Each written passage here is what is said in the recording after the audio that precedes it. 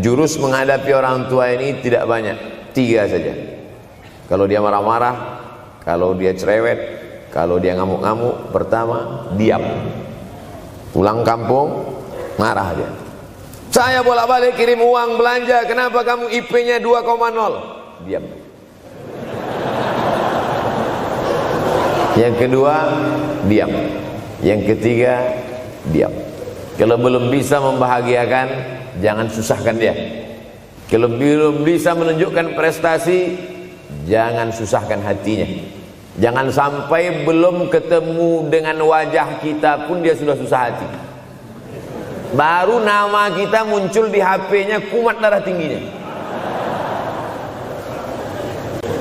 Bunyi handphone dia lihat nama kita di situ, langsung berubah detak jantung. Karena ternyata bukan nama kita di situ dia buat. Siapa? Troublemaker. Oleh sebab itu jangan susahkan orang tua. Saya tidak ujuk-ujuk langsung jadi ustadz. Saya sempat jadi mahasiswa terlama di dunia. Saya kuliah di Mesir tahun 1998 sampai 2002. 4 September 1998 menginjakkan kaki di Kairo. November pulang tahun 2002. Tidak pernah sekalipun saya menyusahkan orang tua saya. Tak pernah saya minta uang pada mereka. Sampai almarhumah emak saya bertanya, kau makan apa di sana? Makan nasi, saya bilang. Dari mana dapat uang? Beasiswa saya cukup, mak. 162 pon. 50 untuk makan, 50 untuk rumah, tinggal 62. 20 dibagi lagi untuk ongkos, 20 untuk buku, 20 disimpan, mana tahu demam sakit gak ada uang. Sampai pulang. Sampai akhirnya dia kasih tanya, gimana caranya ngirim uang supaya nanti di akhirat kalau Allah bertanya, pernah gak ngirim uang? Pernah. Ya, saya tak mau menyusahkan. Saya menganggap kalau nanti saya minta, hatinya susah. Kalau nanti saya banyak minta, saya tak bisa balas. Maka saya bukan berarti mengajak adik-adik tidak minta uang. Saya paham tak semuanya dapat beasiswa, artinya minta. Cuman kalau minta ya pulang nanti sampaikan ke orang tua, saya sudah dengar ceramah Ustaz Somad, maka saya tidak minta lagi, Mak. Tidak.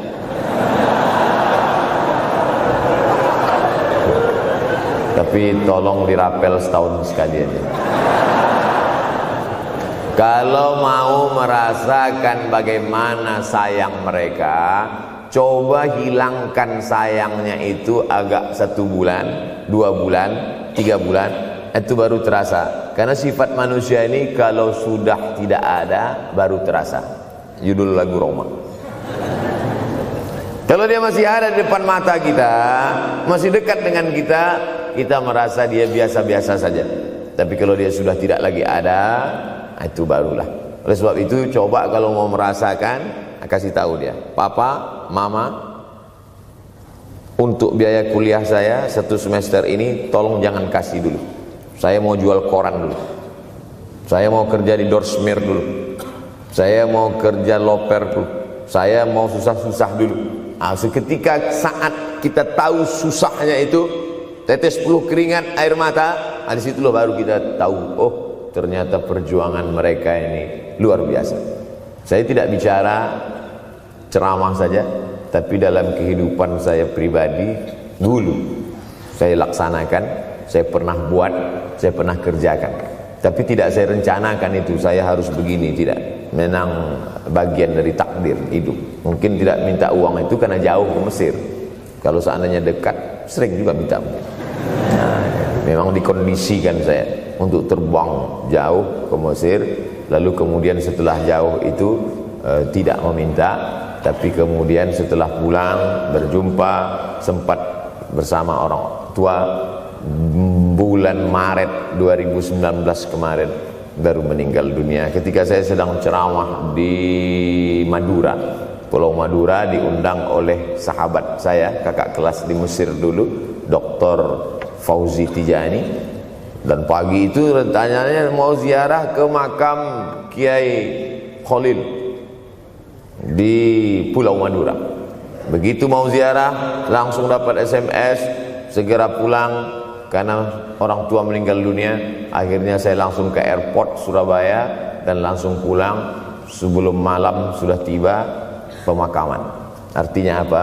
Penyesalan panjang kenapa tidak mencium tangan orang tua, kenapa tidak. Karena saya pikir masih lama ya. Ini satu kekeliruan. Di mana-mana selalu saya sampaikan, jangan pernah berpikir usianya masih lama walaupun dia sehat. Karena sehat walafiat, tidak ada kurang satu apapun. Masih lama. Ternyata apa yang terjadi? Berangkat hari Sabtu, hari Ahad tausiah, hari Senin pagi, tanpa sebab, tanpa penyakit. Oleh sebab itu kalau masih hidup orang tuamu di rumah, pulang.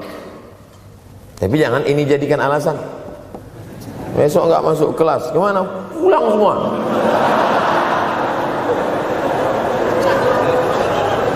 Pulang sesuai dengan kondisi, situasi dan keadaan. Pulang. Kalau masih bisa membahagiakan dia apa makanan kesukaannya, belikan. Suka makan apa dia? Belikan. Itu yang dia inginkan. Andai kita gendong dia dari Yogyakarta berangkat ke kota Makkah, sampai di Makkah tawaf 7 putaran, dari Safa ke Marwah, pulang lagi ke Jogja, belum tentu dapat membayar sekali teriakan dia saat mengeluarkan kita ke alam dunia. Jadi banyak orang terlalu membanggakan. Saya sudah banggakan dia Pak Ustaz, saya sudah bayarkan ONH-nya. Berapa? Baru DP-nya. Sudah merasa berbakti kepada orang tua? Belum. Makanya digunakan kata birrul walidain. Kenapa Allah tidak menggunakan kata husnul walidain? Hasan baik, jayyid baik, thayyib baik, khair baik. Tapi yang dipakai birrul walidain. Hanya satu-satunya kata untuk orang tua dipakai birrul walidain. Karena kata birru adalah sifat Allah Subhanahu wa taala.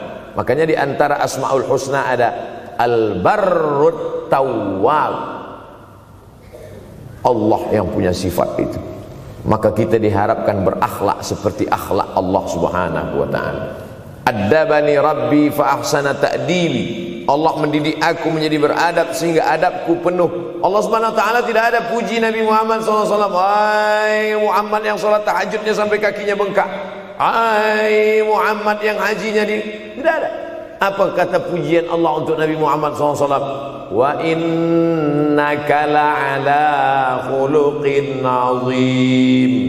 Akhlak agung dan mulia. Oleh sebab itu tak ada gunanya prestasi S1, S2, S3, postdoktoral, profesor kalau tidak berbakti kepada orang tua. Makanya orang tua itu levelnya langsung setelah Allah.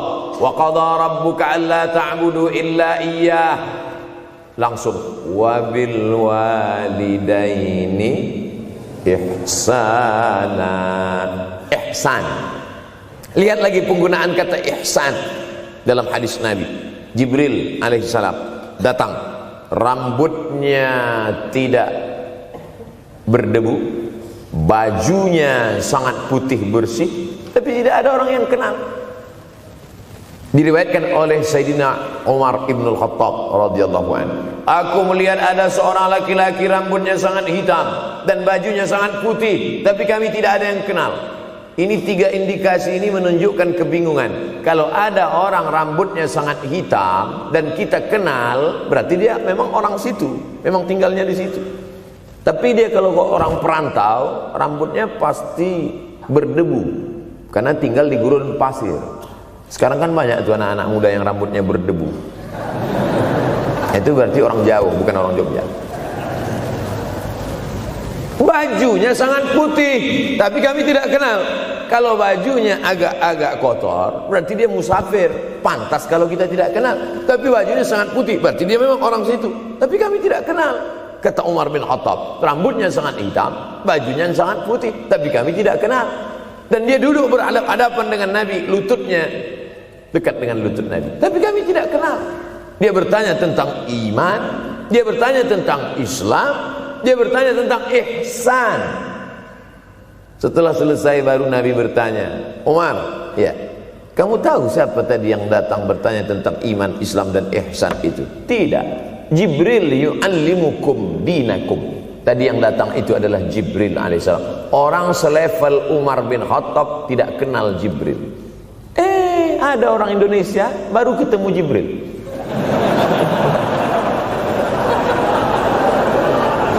Umar bin Khattab kalau lewat di suatu jalan, kalau Umar bin Khattab lewat jalan Sudirman, maka setan lari ke jalan lain. Ini ada orang satu perjalanan sama setan, ngaku kenal dengan Jibril alaihissalam. Makanya kalau baca hadis, satu hadis, tapi analisa dari hadis itu banyak sekali. Umar tidak kenal dengan Jibril kecuali setelah Nabi Muhammad SAW yang bercerita mengenalkan. Dari mana Nabi tahu? Nabi dapat wahyu dari Allah Subhanahu wa ta'ala. Tapi ada analisa lain. Apa maknanya? Allah menggunakan kata ihsan untuk orang tua, Nabi menggunakan kata ihsan untuk Allah. Ihsan untuk Allah, anta'budallaha ka'annaka tarah, kau sembah Allah seakan-akan engkau melihat dia. Fa in lam takun tarah, kalau kau tidak bisa melihat dia, fa innahu yarak, sesungguhnya dia yang selalu melihatmu. Tidak pernah putus ihsan. Ihsan Allah kepada kita, tidak pernah putus pengawasan Allah. Bagaimana ihsan kita kepada orang tua? Tak pernah putus bakti walaupun dia sudah meninggal dunia. Makanya kita tetap membaca walaupun dia sudah masuk liang lahat, jam 2 malam bangun, Rabbighfirli wali walidayya warhamhuma kama rabbayani shaghira.